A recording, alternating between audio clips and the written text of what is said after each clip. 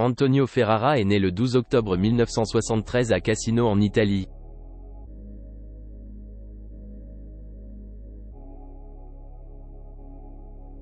Sa famille compte 7 enfants, 6 garçons et une fille. En 1983, il s'installe en France dans un appartement de la cité Gabriel à Choisy-le-Roi, dans le Val-de-Marne.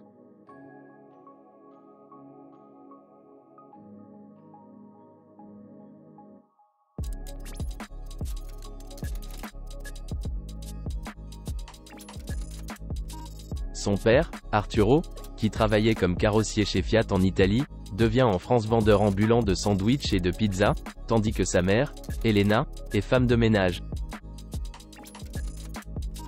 Antonio quitte l'école à 16 ans. Il entre dans la vie active mais les emplois qu'il occupe ne durent jamais. Il travaille ainsi comme plombier, pendant 1 mois, puis comme nettoyeur de train, moins de 2 mois, et enfin comme serveur, 2 mois.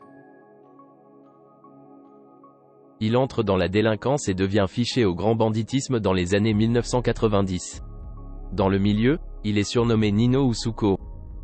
En 1996, il est condamné pour une tentative de meurtre et pour des braquages.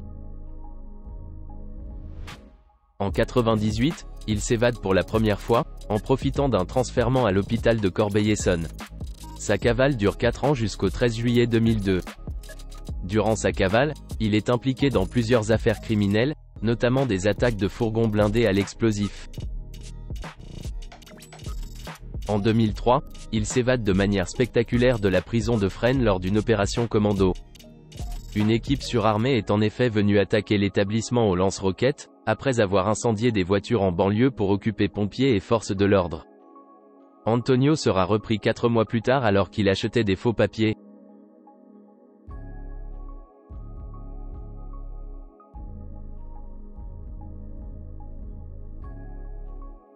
Ses 5 autres frères Luigi, Diego, Claudio, Massimiliano et Emanuele, ont été condamnés à des peines de 8 et 6 ans de prison, pour un trafic de cocaïne international.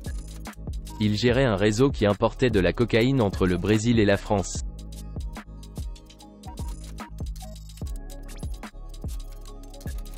Le 1er juillet 2018, Antonio Ferrara se trouve au parloir de la prison de Réau lorsque Redouane Faïd s'évade au même moment.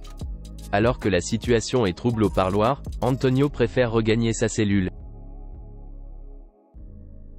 Après 19 ans de détention, Antonio Ferrara quitte la prison de Réau le 8 juillet 2022. Ayant terminé de purger complètement sa peine, sa libération n'est assortie d'aucune condition. Il a rejoint sa compagne et ses 2 enfants.